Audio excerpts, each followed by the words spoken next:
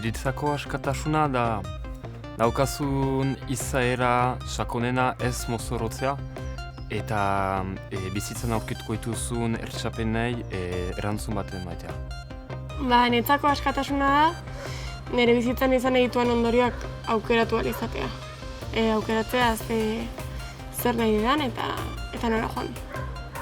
Niretzat askatasuna da nire bizitzaren gain erabakitzeko ahalik eta berme eta aukera gehien edukitea.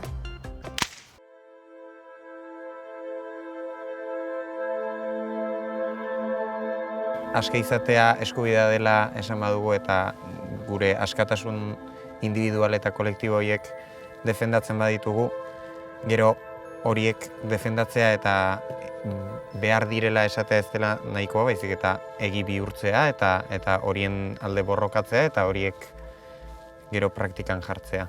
Ikuste dut obligazio hori pixkat ezinbesteko moduen, Osea, zuk eskubide bat deko zenean egikaritzen dazuz edo ez, baina askatasuna izan beharko litzateke, bere horretan deko zuen zehozera arnastea moduen behar dozula, osea, ez? Pixkat hortik, osea, ezinbestekoa dan zehozer. Eta eskubide gisa plantea hau behar ez dana, berez egon beharko litzatekelako, eta ez dalako behar eskubide bezala aldarrikatzea, ez? Bai, egia da eskubideak orokorren hori direla, ez? Berez ematen ez diran baldintza batzuk eduki beharko genituzkenak. Bai.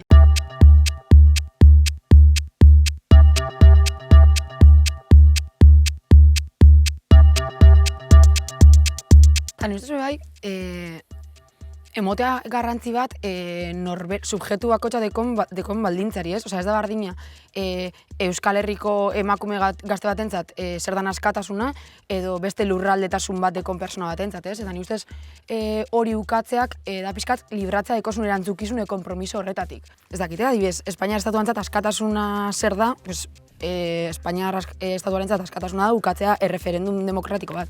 Ostras, eske hor bai, norberaren ulerkera individual horretan sartzen bagaran, pixkat zaila da, ez?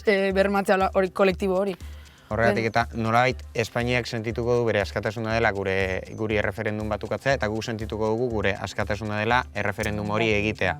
Orduan, bi horien arteko kontrakotasunean ze askatasun lehen etxiko dugu, gure printzipioen arabera zilegiena dena edo.